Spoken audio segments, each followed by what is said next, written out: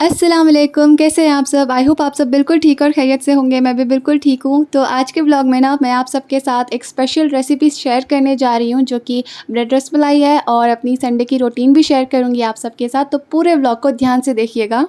तो चलें जी, व्लॉग को करते हैं स्टार्ट। और मैंने सहरी से तो व्लॉग शूट नहीं किया, लेकिन फ़जर की नमाज़ के बाद से किया था, तो वही सब आप सबके साथ मैं शेयर करूँगी आज। तो यहाँ पे 6 बजने आ रहे थे और मॉम भी नमाज़ पढ़ रही थी, ज़िक्र कर रही थी, और मैं नमाज़ पढ़ चुकी थी और हॉल में बैठ कर कुरान पढ़ रही थी।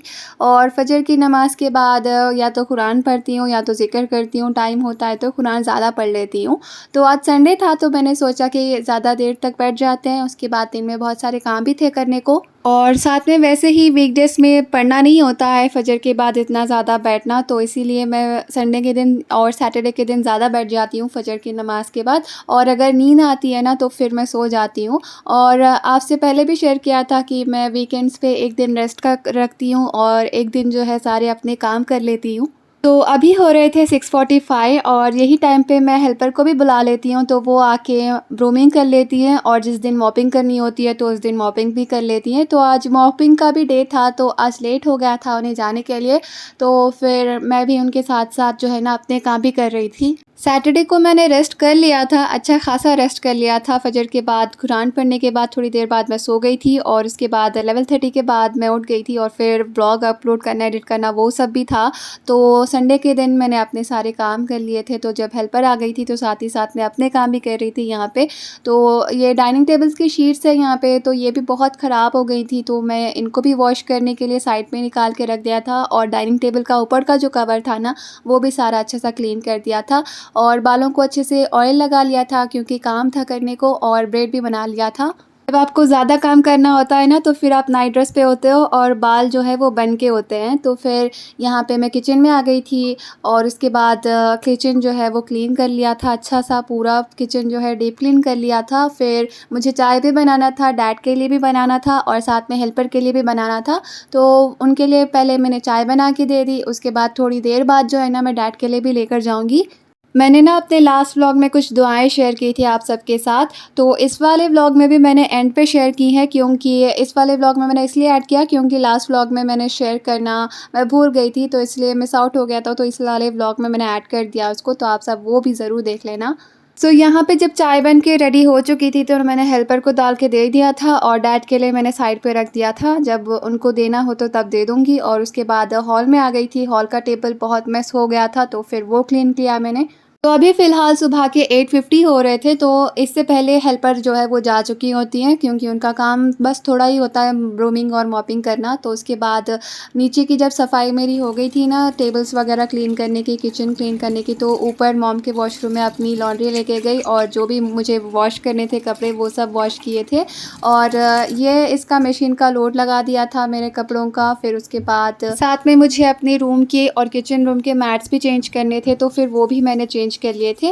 मैंने सोचा था कि जो ऊपर वाली मशीन है ना उधर जाके मैं मैट्स भी वॉश कर लूँगी, लेकिन मशीन की डायरेक्शन ही चेंज कर दी थी मॉम ने। तो फिर मैंने सोचा कि चलो रहने देते हैं, सिर्फ चेंज करके रख देते हैं, क्योंकि बहुत ही मैस आउट हो गए थे मैट्स भी।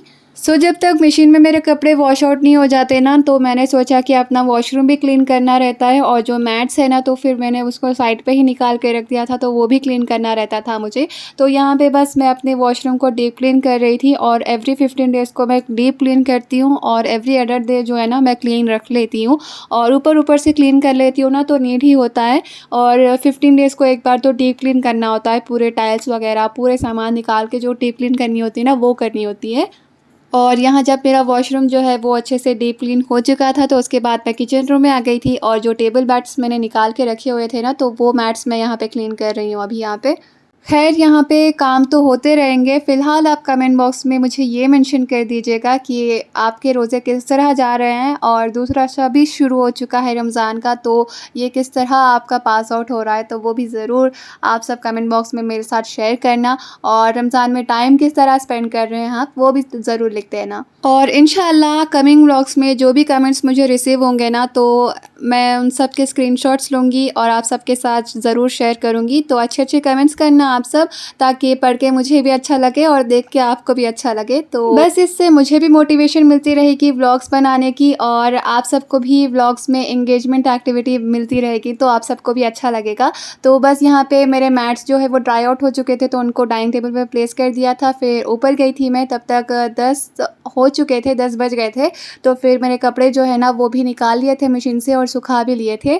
फिर उसके बाद ना साथ ही साथ डैड को भी उठा दिया था साथ में, और उनका जो भी ड्रेस था ना वो भी उनको पूछ के ही ले लिया था, क्योंकि इस दिन मैंने पहले आयरन करके इसलिए नहीं रखा क्योंकि संडे था, उस दिन मुझे कुछ भी नहीं करना होता। तो फिर मैंने फ्रेशली उनके कपड़े जब ही आयरन करके दे दिए थे, और साथ में उनको बस चाय देना था मुझे। तो ड्रेस भी जो है ना वो साथ ही लेके जाऊँगी और चाय भी साथ ही लेके जाऊँगी ऊपर।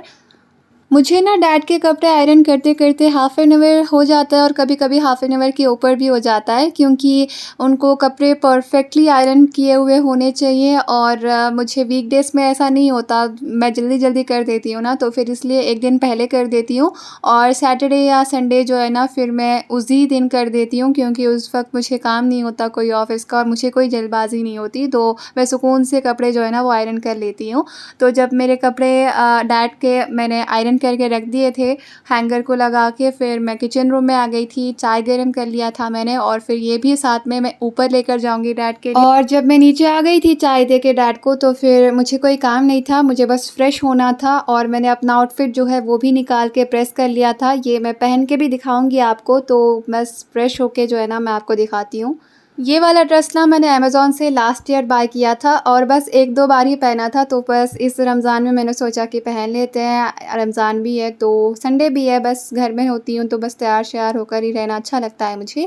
तो स्लीव जो है ना वो जॉर्जेट की है, दुपट्टा जॉर्जेट का है, बाकी जो टॉप और बॉटम है ना वो सेम क्लॉथ के है, गोटा वर्क कहते हैं शायद, वो किया हुआ है टॉप के ऊपर। और अभी यहाँ पे फ्रेश होने के बाद ना मैं वापस किचन रूम में आ गई थी, ताकि डैड के लिए प्रोटीन शेक बनाऊँ। वो अक्सर प्रोटीन शेक पीकर जाते हैं उनके काम पे, तो बस जब वो फ्रेश होकर नीचे आ जाएंगे तो उनका प्रोटीन शेक वो पी लेंगे। उनके लिए मैं यहाँ chocolate milk shake, chocolate protein shake जो है ना वो तैयार करके रख रही हूँ। और उसके बाद ना मैं ये सोच रही थी कि मैं सो जाऊँ या फिर जाग लूँ, मुझे कुछ समझ नहीं आ रहा था, क्योंकि ज़ोहर के वक्त के लिए ना बस 1.5 आवर कुछ ऐसा रहता था। तो मैंने सोचा कि चलो सो जाते हैं, तो फिर मैं हॉल में ही सो गई थी, ताकि अगर मैं रूम में सो जाऊंगी ना तो फिर शाम तक नहीं उठूंगी, इसीलिए तो बस हॉल में इसलिए सो गई थी ताकि मॉम जो है ना वो भी उठाए मुझे, और फिर अज़ान की आवाज़ से भी मैं उठ जाऊं। तो बस 1:30 को वापस मैं उठ गई थी 12 बजे सो के। और जब सोकर उठ चुकी थी तो मॉम के साथ नमाज़ भी पढ़ लिया था मैंने, और उसके बाद कुरान भी लेके बैठ गई थी मैं ताकि पढ़ लूँ। और वीकेंड्स पे ज़्यादा से ज़्यादा पढ़ लेती हूँ मैं कुरान, और मेरा मकसद होता है कि रमज़ान के महीने में एक कुरान जो है ना वो लाज़मी मुकम्मल कंप्लीट हो। तो वीकडेज़ में टाइम नहीं भी मिलता कभी कभार, तो वीकेंड्स पे मिल जाता है ना, तो फिर ऐसे मैं कंप्लीट कर लेती हूँ। इंशाल्लाह इस बार भी कंप्लीट हो जाएगा। और अभी फ़िलहाल नमाज़ कुरान पढ़ने के बाद ना 2:30 कुछ हो गए थे, और उसके बाद मॉम के साथ ही मैं बैठी हुई थी, अपने रूम में लेटे हुए थे हम। और उसके बाद 4 बज गए थे, तो फिर मैं किचन रूम में आ गई थी ताकि इफ्तारी के लिए कुछ अच्छा सा एहतमाम करूं। तो यहाँ पे ना मैं राइस फ्लोर का आटा बना रही हूँ अपने घर के चावल से, क्योंकि किचन में मैंने ढूंढा था, मुझे राइस फ्लोर जो है ना वो नहीं मिला पकोड़े वगैरह बनाने के लिए, और साथ में स्किन केयर भी करने के लिए। स्किन केयर से मुझे याद आया, जिन लोगों के भी रमज़ान जो है ना वो बहुत बिजी जा रहे हैं, या फिर उनकी रातों की नींद पूरी नहीं हो रही, या फिर कम सो रहे हैं और डिहाइड्रेशन हो रही है ना, तो आप एलोवेरा जेल यूज़ करें। एलोवेरा जेल जो है अपने फेस पे अच्छे से मसाज कर लें और फिर फेस वॉश कर लें, तो आपके डार्क सर्कल्स जो भी है ना वो अच्छी तरह से गायब हो जाएंगे। और अभी मैं बनाने लगी हूँ ब्रेड रसमलाई। तो उसके लिए मैंने दूध जो है ना वो बॉयल करने के लिए रख दिया है, और साथ में थोड़ा सा कस्टर्ड जो है ना वो भी मिक्स कर लिया है अलग से कप में। तो बस मैं थोड़ी सी क्वांटिटी बना रही हूँ, आप आपके क्वांटिटी के हिसाब से सारी चीज़ें जो है ना वो ऐड करते जाएं। और शुगर मैंने लिया था 4 टेबलस्पून्स, और जब तक दूध बॉयल नहीं हो जाता एक बार, तो उसके बाद ना मैं इलायची पाउडर ऐड कर दूँगी इसमें। और उसके बाद जो है ना थोड़ा स्टर करने के बाद जो कस्टर्ड मिक्स मैंने बनाया हुआ हुआ था अलग से कप में, वो भी इसमें ऐड कर दूँगी। और जब वो ऐड करेंगे आप तो उसको भी साथ में अच्छी तरह से स्टिर कर लेना है आप सबको। और अगर आप सबके पास खोया, कंडेंस मिल्क या फिर आइसक्रीम हो वनीला फ्लेवर की तो आप वो भी ऐड कर सकते हो, उससे और भी डबल ट्रिपल अच्छा फ्लेवर आएगा। और जो मैंने बनाया है ना वो भी बहुत अच्छा फ्लेवर था, मॉम को तो बहुत ज़्यादा अच्छा लगा था और मैंने हेल्पर को भी दिया था। आप कस्टर्ड पाउडर ऐड कर चुके हो ना तो अच्छी तरह से आपको स्टिर कर लेना है तब तक जब तक कि वो गाढ़ा नहीं हो जाता दूध। और साथ में मैंने यहाँ पे ड्राई फ्रूट्स जो है ना वो कट कर लिए थे, बादाम और पिस्ता। रसमलाई में ये दो ज़्यादा यूज़ होती हैं। और केसर भी ऐड कर सकते हो आप दूध के अंदर, ताकि उसका भी फ्लेवर एनहांस हो दूध में और दिखने में भी वो बहुत अच्छा लगता है। तो यहाँ पे ना मेरा जो दूध था वो बॉयल हो चुका था और गाढ़ा भी हो चुका था, मलाई भी आ चुकी थी ऊपर। तो उसके बाद मैंने 2 स्लाइसेस लिए थे ब्रेड के, मेरे पास सिर्फ 2 ही थे, तो उसको मैं ट्रायंगल शेप में कट कर रही हूँ। आप चाहे तो कोई भी सा भी शेप आप जो चाहें वो कट करके रख सकते हो या फिर रोल भी बना के रख सकते हो। और ब्रेड को जो है ना अपने गर्म दूध में ही ऐड करना है और उसके बाद ठंडा होने के लिए फ्रिज में रख देना है इसको। तो जब तक ये ठंडा होता है तो तब तक हम असर की नमाज़ पढ़ लेते हैं, क्योंकि अज़ान भी हो चुकी थी, वक्त भी हो चुका था, तो मॉम ने और मैंने साथ में नमाज़ भी पढ़ ली थी। और 1 घंटे के बाद जब इफ़्तार का वक्त हो रहा था ना तो मैंने डीप फ्रिज में रखा था और अच्छा खासा ठंडा हो चुका था ये, और ब्रेड भी जो है ना वो अच्छे खासे नरम हो चुके थे। तो बस यहाँ पे मेरे और मॉम के लिए डिश आउट कर रही हूँ मैं इस ब्रेड रसमलाई को, ताकि इफ्तारी में मैं और मॉम खा सकें, और बाकी का जो है ना वो वापस से मैं नॉर्मल फ्रिज में रख दूँगी। सिर्फ 2 ब्रेड के स्लाइसेस से 3 पीसेस मैंने जो है ना ब्रेड रसमलाई बनाई थी, और बाकी और भी थी फ्रिज में जो मैंने रखी थी। इसके ऊपर जो है ना बादाम और पिस्ते की टॉपिंग्स कर रही हूँ और साथ में 1-2 केसर और भी ऐड कर दिए थे ताकि अच्छा लगे दिखने में। और ये दिखने में जितना टेस्टी था ना, खाने में उससे ज़्यादा टेस्टी था। और बस इफ्तार के लिए आधा घंटा बाकी रहता था, तो बस चिकन नगेट्स जो रखे हुए थे फ्रिज में वो मैं हीट कर ले रही हूँ ऑयल पे। और साथ में मैंने मॉम को कहा था कि आप आलू और प्याज के पकोड़े बनाएं, तो उन्होंने स्ट्रेट करके रख लिया था ऑलरेडी आलू और प्याज को। तो उसके साथ जो भी मसाले वगैरह थे ना वो सब ऐड किए, बस कोरिएंडर, लाल मिर्च मसाले, नमक वगैरह सब कुछ। तो उसको भी मॉम जो है ना वो फ्राई कर रही थी वहाँ पे, और मैं यहाँ पे चिकन नगेट्स जो है ना वो बना रही थी।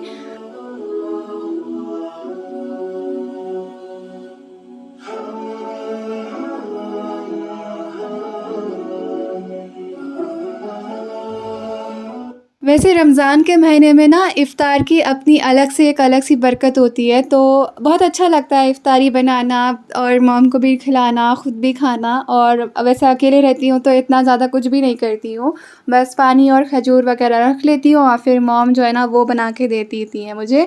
और अगर आपको मेरी ये इफ़्तार ट्रे अच्छी लगी हो तो प्लीज़ जल्दी से व्लॉग को लाइक कर दीजिएगा, और रेसिपी अच्छी लगी हो और ट्राई करना चाहते हो तो ख़ुद भी ट्राई करिएगा, और मेरे व्लॉग को अपने फ्रेंड्स एंड फैमिली के साथ भी ज़रूर शेयर कर दीजिएगा। सो बस यहाँ पे इफ़्तार का वक्त हो चुका था, दुआएं वगैरह हमने मांग ली थी, रोज़ा भी हमने खोल लिया था। और इफ़्तार जब मैं कर लेती हूँ ना तो उसके बाद मैं हेल्पर को भी बुला लेती हूँ। और मैंने जब ये ब्रेड रेसिपी जो मैंने बनाई थी रसमलाई की वो ट्राई की थी ना, तो मुझे इतनी अच्छी लगी, और साथ में मॉम ने भी रिव्यू दिया था यहाँ पे। और इस वक्त तक मैं हेल्पर को जब बुला लिया था तो उनके लिए भी साइड में रख दिया था पकोड़े के साथ, और उनको भी ब्रेड रसमलाई बहुत अच्छी लगी थी। खैर मैं इतना ज़्यादा इसलिए कह रही हूँ क्योंकि रोज़ा रह के विदाउट टेस्ट करे मैंने इसको बनाया था, वो भी पहली बार, और पहली बार ही इसका आउटकम इतना अच्छा आया ना, तो मैंने सोचा कि आप सबके साथ ज़रूर शेयर करते हैं। तो यहाँ पे मगरिब की अज़ान भी हो चुकी थी, नमाज़ वगैरह हमने पढ़ लिया था। उसके बाद ईशान तक ना इतना टाइम नहीं होता बीच में मगरिब और ईशान के वक्त, तो वक्त कहाँ चले जाता है बिल्कुल समझ नहीं आता। तो जब ईशान की नमाज़ पढ़ ली थी तो ईशान के नमाज़ के बाद ना कुरान भी साथ ही पढ़ लिया था, और उसके बाद मॉम डिनर की तैयारी कर रही थी जब मैं कुरान पढ़ रही थी। तो कुरान पढ़ने के बाद ना डिनर भी हमने कर लिया था। मॉम ने चिकन फ्राई बनाया था और भाई के हाथ जो है ना रुमाली रोटी बाहर से मंगवाई थी, तो सहरी के लिए भी हमने अलग से रखी हुई थी। डिनर जो है ना हमने ये कर लिया था। अक्सर डिनर जो है ना अभी रमज़ान के महीने में 10 से लेके साढ़े 10 तक हम कर लेते हैं और उसके बाद मॉम जो है ना सहरी के लिए कुछ ना कुछ करीज़ वग़ैरह खाना वग़ैरह बना के तैयार रख लेती हैं और उसके बाद आराम से बस सो ही जाना होता है। सहरी में हम आराम से उठ जाते हैं 3:30 के बाद। तो अभी दूसरे दिन भी मुझे छुट्टी थी, ऑफ था, हॉलिडे था होली का। तो बस यहाँ पे व्लॉग को मैं एंड करती हूँ। बस मैं सोने ही वाली थी, बेड जो है ना वो सेट कर रही थी, ब्रेड मैंने बांध लिया था अपने बालों पे। तो बस अगर आपको व्लॉग अच्छा लगा हो तो लाइक कर दीजिएगा, शेयर कर दीजिएगा और अभी तक जिन्होंने सब्सक्राइब नहीं किया तो जल्दी से जल्दी सब्सक्राइब बटन में क्लिक कर लीजिएगा और नोटिफिकेशन भी ऑन कर लीजिएगा। मैं मिलती हूँ आपसे नेक्स्ट व्लॉग में, तब तक के लिए अपना ख्याल रखें। अस्सलाम वालेकुम, अल्लाह हाफ़िज़।